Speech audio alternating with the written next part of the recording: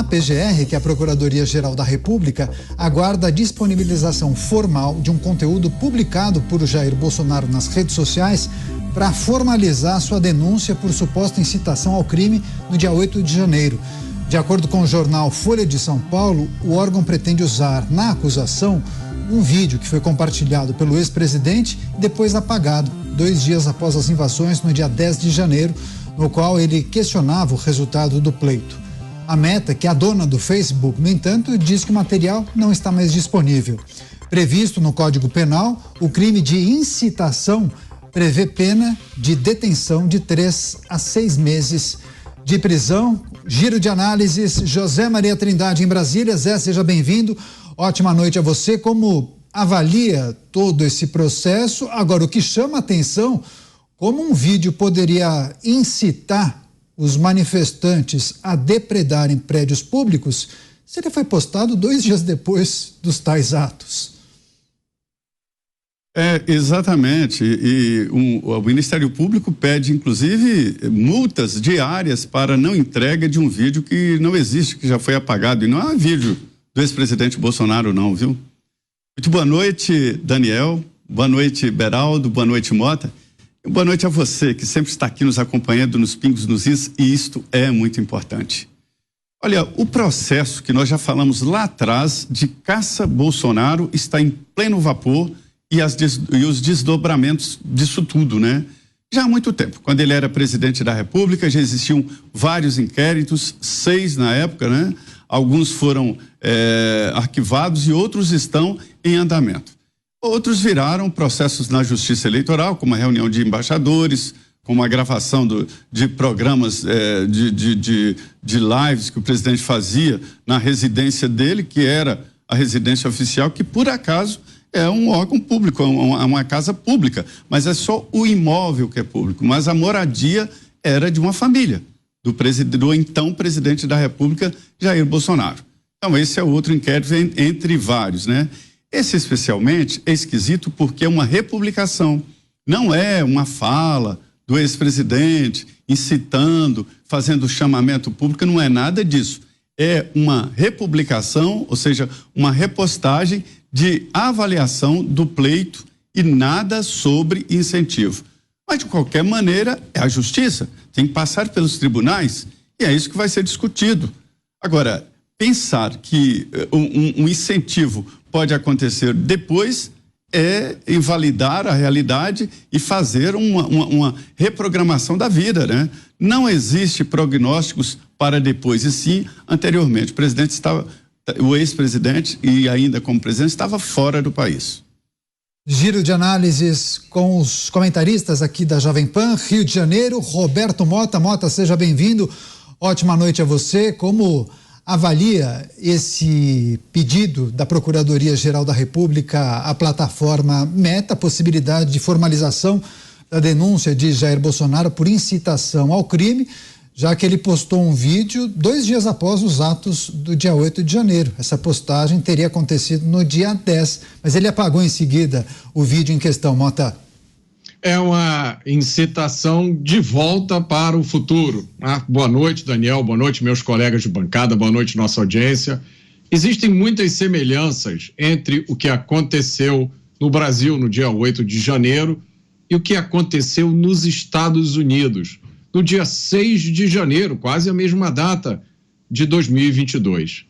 São semelhanças demais para serem simples coincidências. Nos Estados Unidos, estabeleceu-se uma perseguição implacável ao ex-presidente Donald Trump. Trump é, inclusive, alvo de processos criminais. E Donald Trump é o candidato favorito nas eleições do ano que vem. Também com a gente, Cristiano Beraldo. Beraldo, seja bem-vindo. Ótima noite a você. O Beraldo está aqui nos estúdios da Jovem Pan News em São Paulo. Agora, a plataforma Meta recebeu a determinação de entregar o arquivo do tal vídeo. Caso contrário, multa diária de R$100 mil. Só que ela alega que se o usuário apagou, ela não tem isso em arquivo, no inventário do seu servidor.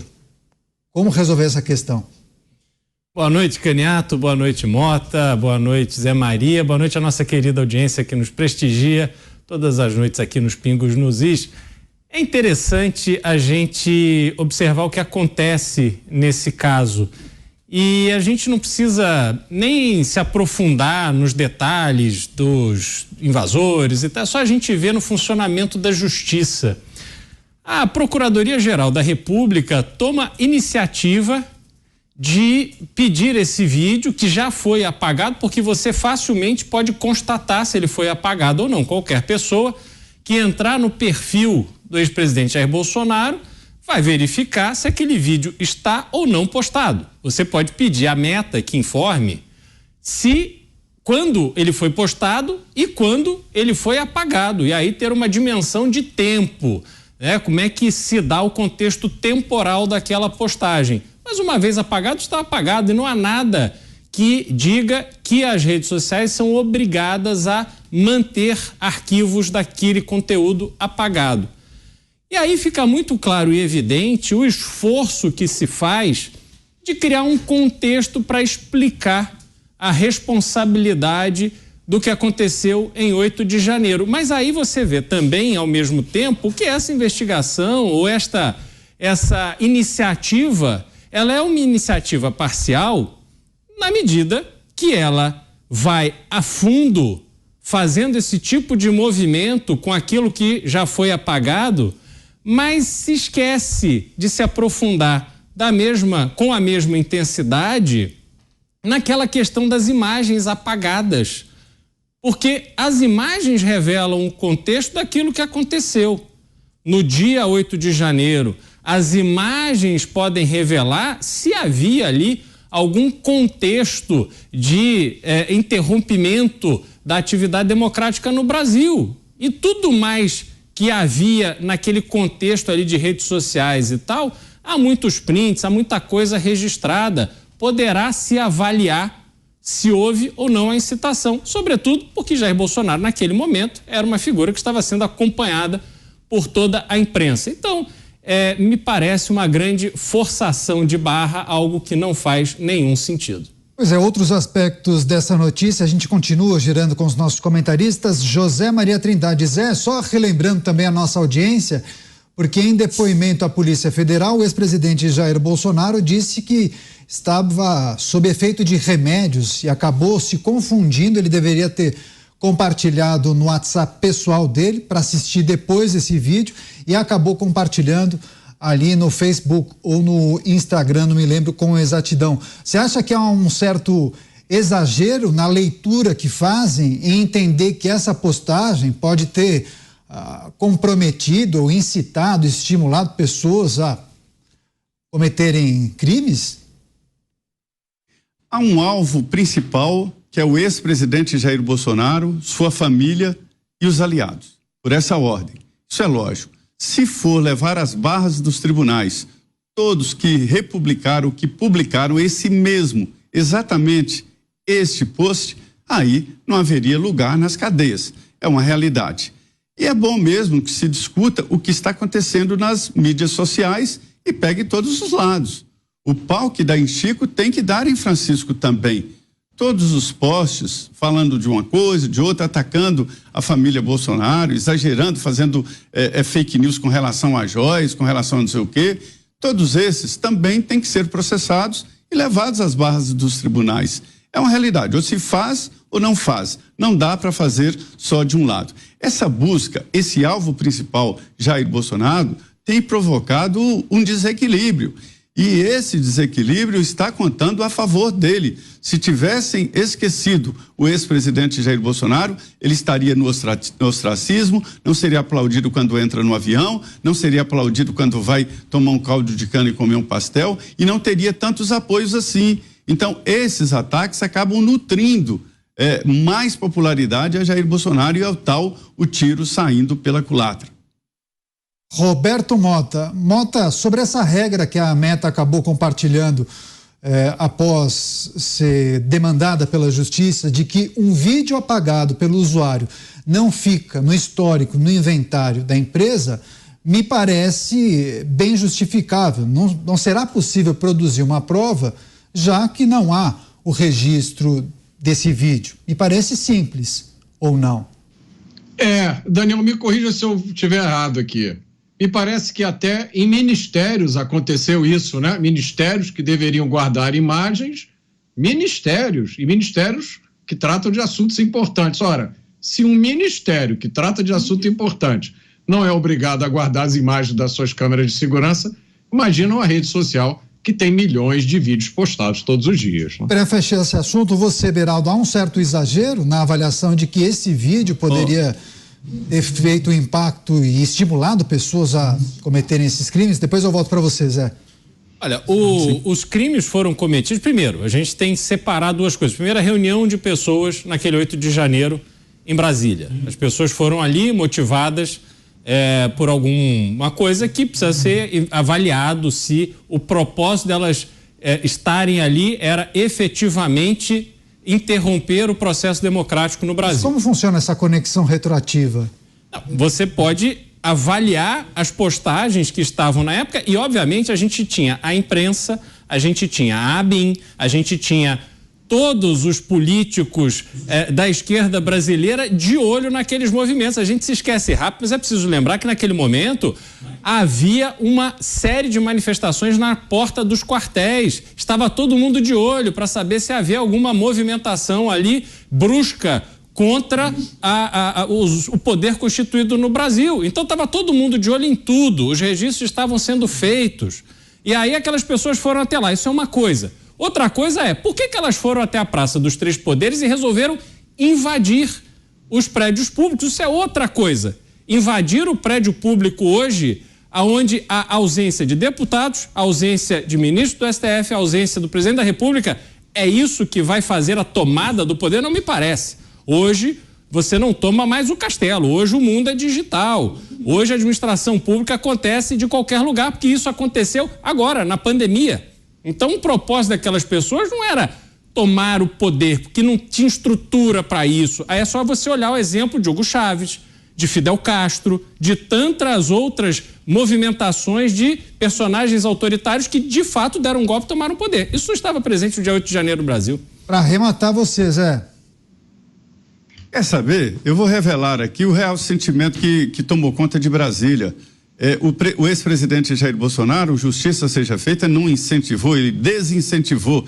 Ele foi instado a todo momento para tomar uma situação. Existia aqui em Brasília, nos bastidores, entre os alguns militares e tal, o clima de presidente, faça alguma coisa. Presidente, faça alguma coisa. Todos esperavam que fizesse. Bastava Jair Bolsonaro tomar uma posição, haveria seguidores. Ele não fez. Ele desincentivou e por isso mesmo foi criticado até por aliados. Linhas importantes das Forças Armadas criticaram Jair Bolsonaro por não incentivar e não tomar a linha de frente. Falaram para ele, siga que nós iremos atrás, e ele não fez, ele desincentivou. Sobre o vídeo, é importante dizer que existem duas linhas que separam o órgão público do privado. O órgão privado só deve fazer algo se a lei determinar. Todos nós, privados, o cidadão, você só pode fazer ou deixar de fazer algo em virtude da lei. Então a lei tem que te obrigar. No serviço público é diferente. A lei tem que obrigar a pessoa a fazer. Quer dizer, não pode fazer nada que não esteja na lei. Trata-se de uma entidade privada. E a lei nos obriga aqui a manter memória. Então, rádio tem um instrumento que nós chamamos aqui informalmente de dedo duro. Nós temos que manter a gravação total da programação por um determinado tempo. Se não se não mantiver essa gravação, ela é passível de multa pela Anatel.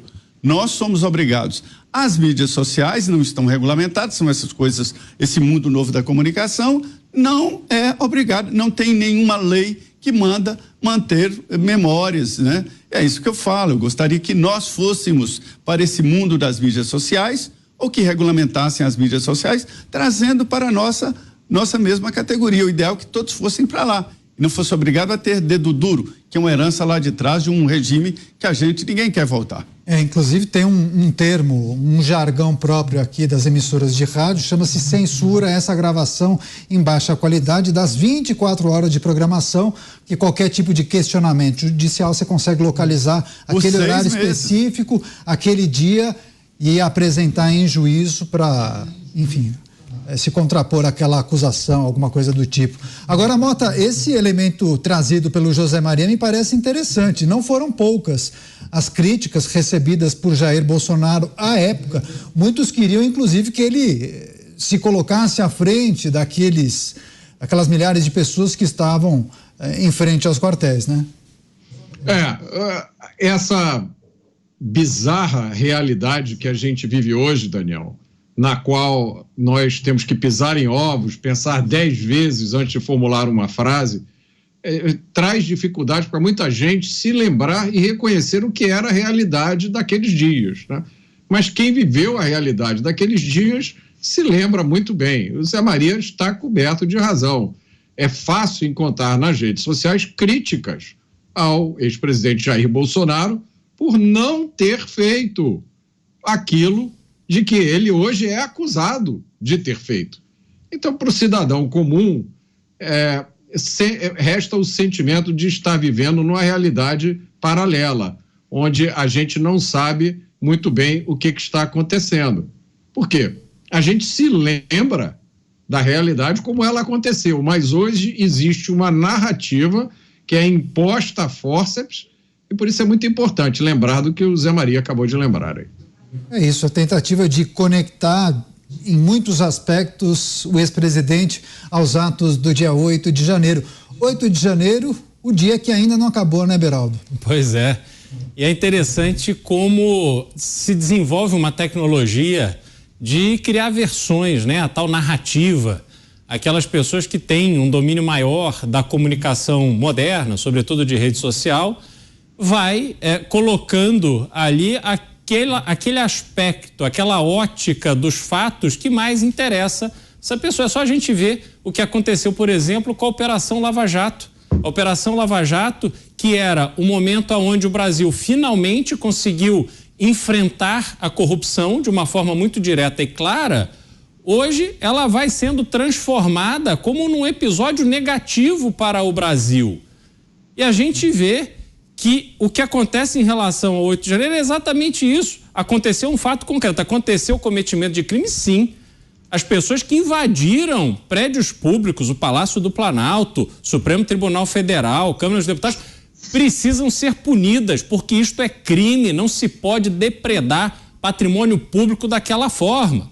Agora, aqueles eventos, se você colocar numa perspectiva de crimes que são cometidos cotidianamente no Brasil, ações que já aconteceram de outros grupos com interesse ali numa determinada posição do Congresso, do STF, que também já invadiram prédio público em Brasília, também já depredaram patrimônio público em Brasília e em outros lugares. Por que essas pessoas também não são submetidas ao mesmo rigor de punição? Esse é que é o problema. O Brasil está num completo desbalanço da sua justiça. E aí a gente vê esse tipo de iniciativa da PGR forçando uma barra que reforça essa percepção de que nós não temos a justiça. A justiça, lembrem-se, é simbolizada pela balança, pelo equilíbrio, aquela justiça que tem uma venda nos olhos, porque não importa quem é a parte acusadora e defensora. Beraldo, isso acabou no Brasil. Ô Beraldo, vamos combinar aqui. Eu já estou velho, ainda não fiquei com cabelo branco, nem sei porquê, por essas coincidências de mundo, mas de acompanhar aqui manifestações que quebram tudo, né? Já vi quebrar o Ministério das Relações Exteriores. Devo dizer, nada fica impune. Mas as punições são: vamos pagar as vidraças. Paga as vidraças um preço maior, porque licitação, preço de órgão público, vocês sabem como é, tudo mais caro. Nunca foi para essa área penal e nunca ninguém recebeu 17 anos de cadeia. Então, isso que você está dizendo é importante, é o seguinte: houve sim crime, houve exagero, e eles têm que ser punidos. Primeiro, por que Supremo? Supremo não é uma delegacia de polícia. Segundo, entrar nessa área de 17 anos para um pai de família que, num ato translocado, cometeu um crime, quer dizer, é preciso ler o crime e castigo, quer dizer, é o tamanho da pena que se questiona e o tribunal. Não é tudo que acontece na Praça dos Três Poderes, já houve ali assassinatos, mortes, acidentes de veículos, roubo, tudo ali na Praça dos Três Poderes, ali uma via pública. Então ninguém foi ser julgado no Supremo porque aconteceu ali. Para fechar, Mota. Tem mais um aspecto, Zé, você levantou um ponto muito importante, tem outro aspecto também que eu acho que é especialmente ruim, perverso, nefasto, tóxico para o Brasil, que é a tentativa de demonizar, de criminalizar, de expurgar do espectro da política brasileira determinada corrente, né? Essa corrente que é descrita como bolsonarista, ultradireita, extrema-direita, né? É a interdição do debate político. Algumas pessoas hoje no Brasil estão sendo colocadas à margem da proteção do Estado de Direito, né? Para essas pessoas não vale nada. Isso, na minha história de vida, é um fenômeno novo. Eu nunca vi nem pessoas que eu conheci durante a minha vida, que eram consideradas radicais de esquerda, né? Pessoas que nunca pouparam palavras para dizer o que elas gostariam de fazer no dia que chegassem ao poder. Essas pessoas nunca sofreram nada, pelo contrário, gozam de espaços privilegiados na academia, nas universidades, na mídia, e de repente a gente está vendo agora a tentativa eu não vou nem discutir a qualidade da opinião, eu não vou nem discutir a visão de mundo, eu só vou destacar esse fato. E a consequência disso, a gente está vendo, os Estados Unidos estão um pouquinho mais adiantados que a gente nesse processo, né? Com algumas importantes diferenças. Mas olha o que está acontecendo nos Estados Unidos. Essas atitudes acabam tendo o efeito contrário do pretendido, porque ninguém consegue calar milhões de pessoas, né? Tá certo, a gente vai, claro, seguir nesse debate. Você quer fazer um complemento de uma frase, Beraldo? Mais de uma frase, mas é só lembrar o que aconteceu no Brasil na década de 60 e 70, onde você tinha esses militantes de esquerda atuando de forma muito efetiva contra o governo naquele momento e que depois foram anistiados e estão aí, enfim, lutaram por anistia por tanto tempo.